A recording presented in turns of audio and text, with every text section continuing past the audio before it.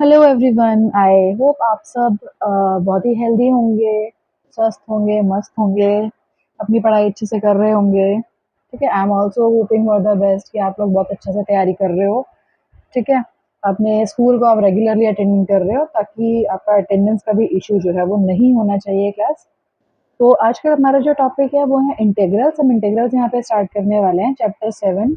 Last का जो topic था हमारा application of derivative maxima minima, उसके क्वेश्चंस हमारे अभी हमारे रहते हैं। हमने वो कंप्लीट इसलिए नहीं किया क्योंकि मैंने एक वीडियो बनाया था और उसके थोड़ा रिकॉर्डिंग में थोड़ा सा इशू हो गया क्योंकि मेरा माइक ऑफ हो गया था और मुझे पता नहीं चला, तो वो वीडियो मुझे दोबारा बनाना पड़ेगा। तो लेकिन साक्षी ने कहा था कि साक्षी को इंटीग्रल के लिए जो है वीडियो चाहिए, तो फिर एक काम करते हैं, हम इंटीग्रेशन स्टार्ट कर देते हैं साइड बाय साइड। उस दूसरा वाला जो है आपका डेफिनेट जो एप्लीकेशन ऑफ डेरिवेटिव्स है उसको भी हम साथ साथ करते जाएंगे डेली। वो भी आपका टाइम भी कंप्लीट हो जाएगा। ठीक है, तो इंटीग्रेशन से स्टार्ट करते हैं। इंटीग्रल्स है आपका चैप्टर 7, आपका फर्स्ट क्लास है ये इंटीग्रेशन का। ठीक है, तो सबसे पहले देखते हैं इंट्रोडक्शन। बेसिकली हमारे पास जो है इंटीग्रल्स जो है वो है क्या, है ना। इंटीग्रेशन जो आप पढ़ने वाले हो वो इंटीग्रेशन बेसिकली है क्या, उसके लिए आप देखो ज़रा कि मान लो अगर आपके पास कोई भी फंक्शन है, एफ आपके पास डिफाइन किया गया है किसी भी इंटरवल आई पे। मान लेती हूँ कि एफ जो है इज एनी फंक्शन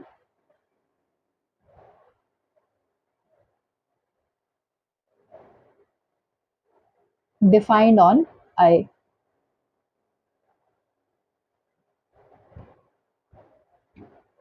ठीक है, ये हमने डिफाइन कर दिया आई के ऊपर। सच दैट कैसा है कि एफ जो है वो डिफरेंशिएबल है। Such that F is differentiable.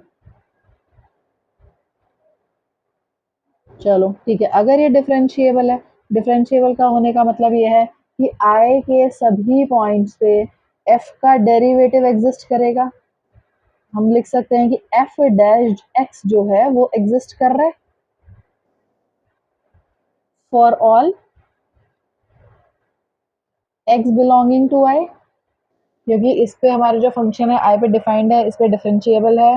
Differentiable होने का मतलब यह है कि हमारा डेरिवेटिव एग्जिस्ट कर रहा है।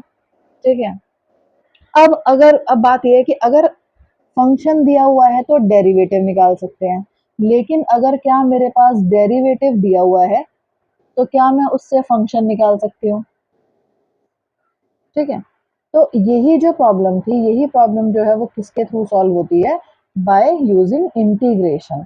कि अगर हमारे पास एक डेरिवेटिव दिया हुआ है, इंटीग्रेशन इंटीग्रेशन का बेसिकली मीनिंग क्या होता है, मीनिंग होता है कि जोड़ना। हिंदी में जब आप बात करते हो इंटीग्रेट करना मतलब जोड़ना, तो किसको हम जोड़ रहे हैं, तो इंटीग्रेशन का जो एग्जिस्टेंस में इंटीग्रेशन कब आया, जब हमारे पास एक प्रॉब्लम सामने eye area under the curve वाली, जो आप नेक्स्ट चैप्टर में पढ़ोगे कि अगर कोई कर्व आपको दिया हुआ है और उसके अंडर का हमें एरिया निकालना है, तो उस एरिया को हम कैसे फाइंड आउट करें।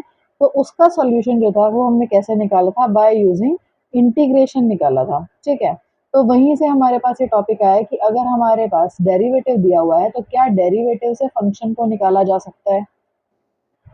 ठीक, तो उसे हम क्या कहते हैं, अगर हम फंक्शन जो डेरिवेटिव है, डेरिवेटिव से फंक्शन को निकाल रहे हैं, तो इस फंक्शन को हम बोलते हैं एंटी डेरिवेटिव।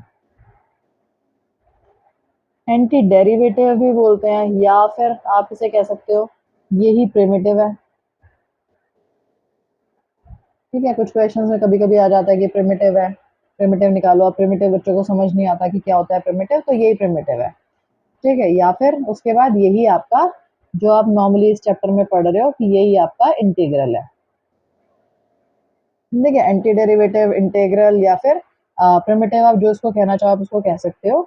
और जो प्रोसेस हम यूज करते हैं एक डेरिवेटिव से फंक्शन निकालने का, उस प्रोसेस को हम क्या बोलते हैं, उस प्रोसेस को हम बोलते हैं इंटीग्रेशन।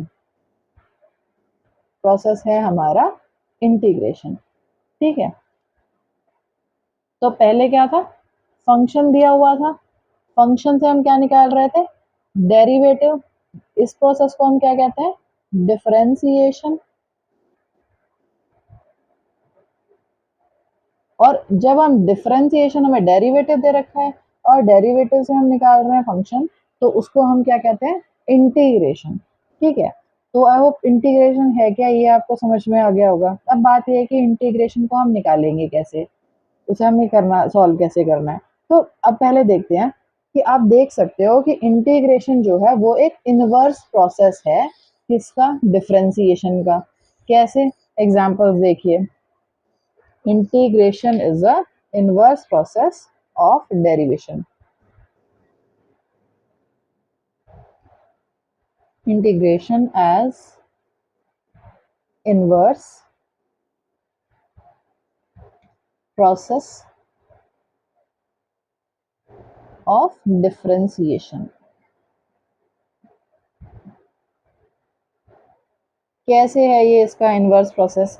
तो यहाँ पे देखो कि अगर हमारे पास, हमें पता है कि d by d x of sine x क्या होता है हमारे पास, सबको पता है कि cos x होता है। ठीक है, हमने अभी क्या बोला था, हमने कहा था कि हमारे पास अगर एक फंक्शन दिया हुआ है, फंक्शन से हम क्या निकाल रहे थे, ये क्या है हमारा डेरिवेटिव, हमने निकाल दिया यहाँ पे डेरिवेटिव। तो जब हमने फंक्शन से डेरिवेटिव निकाला तो ये तो था मेरा डिफरेंशिएशन। लेकिन अब अगर ये मेरा डेरिवेटिव है और डेरिवेटिव से मुझे फंक्शन निकालना है, तो ये क्या होगा, ये होगा इंटीग्रेशन।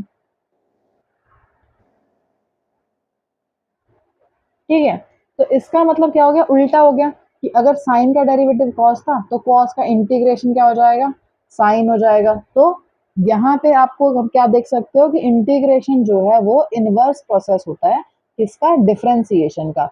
एक एग्जांपल हम और देख सकते हैं कि अगर हमारे पास डेरिवेटिव दिया हुआ है D by D x of x cube by में 3, ये हमें दिया हुआ है यहाँ पे एक्स का स्क्वायर। सही है, अब ये क्या है, ये मेरा फंक्शन है और ये फंक्शन का मैंने निकाल दिया डेरिवेटिव। ठीक है, फंक्शन और ये हो गया इसका डेरिवेटिव। तो फंक्शन से जब डेरिवेटिव निकाला तो ये कौन सी प्रोसेस थी, ये थी हमारी डिफरेंशिएशन। अब ये डेरिवेटिव है और डेरिवेटिव से क्या निकालना है, फंक्शन निकालना है।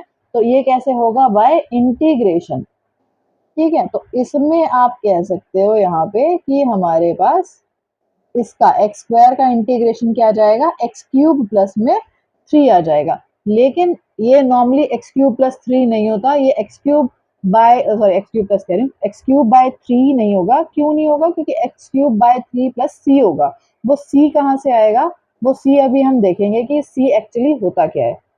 अब उसको जरा थोड़ा सा ध्यान से समझेंगे कि ये जो कांस्टेंट है हमारे पास, ये कांस्टेंट हमारा आता कैसे है। उस कांस्टेंट को समझने से पहले हम दो तीन टर्म्स और सिंबल्स देख लेते हैं यहाँ पे कि वो है क्या। ठीक है, तो उससे क्या होगा, हमें डेफिनेशन वगैरह डिफाइन करने में बहुत ही ईजी हो जाएगा।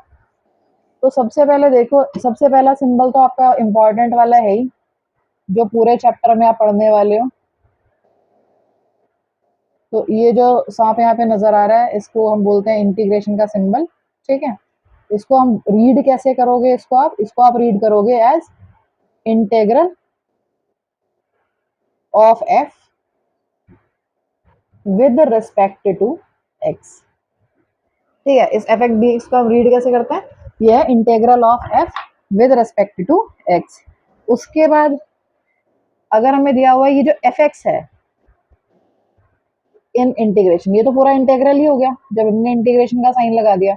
ये साइन तो आपको पूरे चैप्टर में पढ़ना ही है। लेकिन इस एफ एक्स को क्या बोलते हैं, तो ये एफ एक्स जो होता है ये होता है आपका इंटीग्रेंड।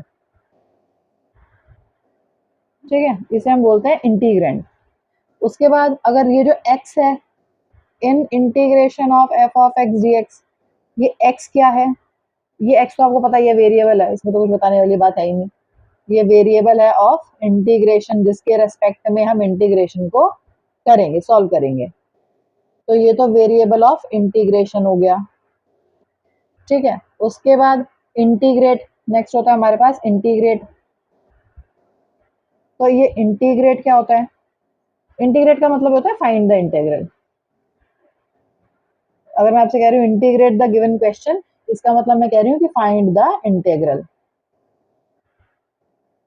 ठीक है, इंटीग्रेशन क्या है, हमने अभी बताया था, process of finding the integral जो प्रोसेस है उस प्रोसेस को हम बोलते हैं, हमने अभी बोला था, उसे इंटीग्रेशन कहते हैं। ठीक है, अब आ जाते हैं मेन चीज जो हमारा सी है। सी इज कांस्टेंट ऑफ इंटीग्रेशन। ये बहुत ही इंपॉर्टेंट है कांस्टेंट को अप्लाई करना। क्यों है ये इंपॉर्टेंट और क्यों आता है ये हमारे पास कांस्टेंट, उसको जरा देख लो। ये हमारा कांस्टेंट ऑफ इंटेग्रल। ठीक है, तो यहाँ पे क्या है, ये जो आपको दिया हुआ है एफ एक्स डी एक्स, ये हो गया आपका integral of f with respect to x. Read ऐसे करेंगे, ये जो एफ एक्स होता है इसको हम बोलते हैं इंटीग्रेंड, जिसका इंटीग्रेशन हमें करना है वो क्या है, इंटीग्रेंड है। जो एक्स है वो तो वेरिएबल है ही, सबको पता ही है। इंटीग्रेट, इंटीग्रेट मतलब आपका क्वेश्चन ही ऐसे आएगा, इंटीग्रेट द फॉलोइंग, मतलब you have to find out the integral and C is the constant of integral. तो ये कांस्टेंट है क्या, इस कांस्टेंट को भी देख लो जरा।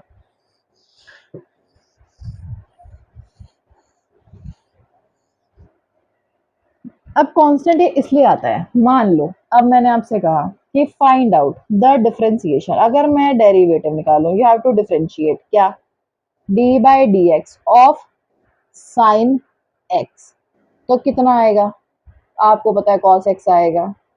फिर अगर मैं आपसे कहूं कि D by D x of sine x plus में वन, ये भी कितना आएगा, कॉस एक्स आएगा, क्योंकि वन का डेरिवेटिव क्या हो जाएगा, जीरो हो जाएगा।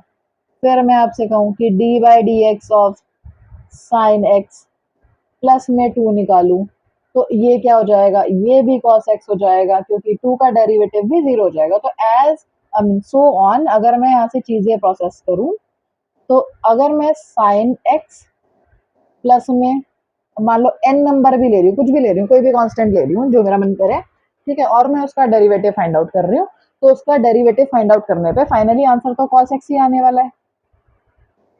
ठीक है, तो साइन एक्स का डेरिवेटिव हो गया cos x, sine x plus one का भी, इसका भी, इसका भी। अब हमने कहा था ये तो है मेरा एफ एक्स और ये हो गया मेरा एफ डैश एक्स। ठीक है, तो हमने कहा था कि F dash sorry F x का डेरिवेटिव क्या हो जाएगा, एफ डैश एक्स हो जाएगा। और जब हमें इसका इंटीग्रेशन निकालना है, एंटी डेरिवेटिव निकालना है, तो वो ये आएगा। तो अब मैं आपसे पूछूं कि अगर मुझे कॉस एक्स का इंटीग्रेशन निकालना है, तो इसका भी यही है, मतलब बेसिकली है क्या, ये तो उल्टा ही होता है ना, उसका इनवर्स प्रोसेस है।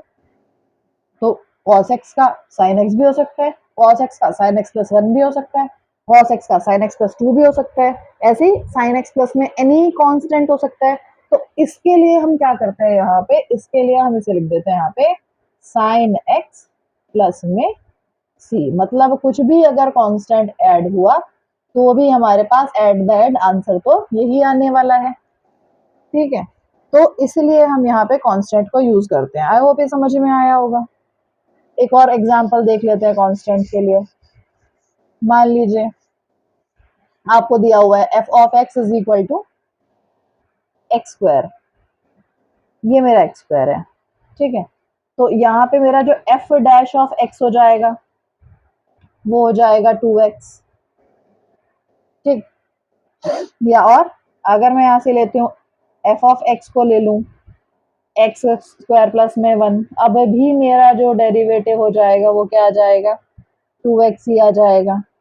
अगर मैं यहाँ पे एफ ऑफ एक्स को एक्स स्क्वायर प्लस में 1000 ले लूँ, जो मेरा मन करे, तो भी क्या आ जाएगा, एफ डैश एक्स जो है वो कितना आ जाएगा, this will be two X only.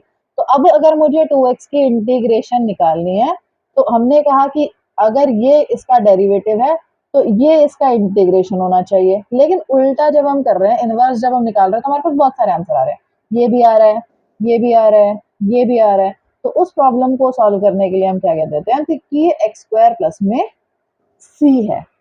ठीक है, ये सी क्या है, सी जो है कोई भी कांस्टेंट आपके पास हो सकता है। अच्छा, जब आप इस सी में इसको अगर आप ग्राफ प्लॉट करते हो, मान लो आपने ग्राफ प्लॉट किया, अब इसमें मैं एक्स स्क्वायर तो आपको पता ही है कौन सा वाला होता है, क्या होता है एक्स स्क्वायर, पैराबोला होता है। ठीक है, अगर मान लो सी जीरो है तो ये हो गया तुम्हारा सिर्फ एक्स स्क्वायर। ग्राफ कैसा बनेगा, कुछ इस तरह से बनेगा, थोड़ा मोटा पतला हो जाता है मेरा ग्राफ, हाथ में चल रहा होता है। ठीक है, तो उसको ध्यान रखना। ठीक है, अगर मान लो मैं सी इज इक्वल टू वन ले लूँ, तो ये हो जाएगा एक्स स्क्वायर प्लस में वन।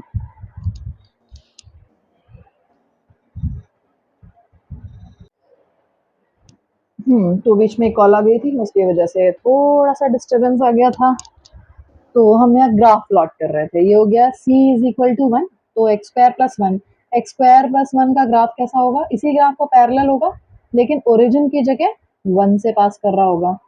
कुछ ऐसा-सा होगा, ठीक है? अभी डायग्राम जो है वो एग्ज़ैक्ट नहीं है, थोड़े से प्रॉब्लमैटिक तो हैं, ठीक है? बट सिर्फ़ आपको समझाने के लिए है।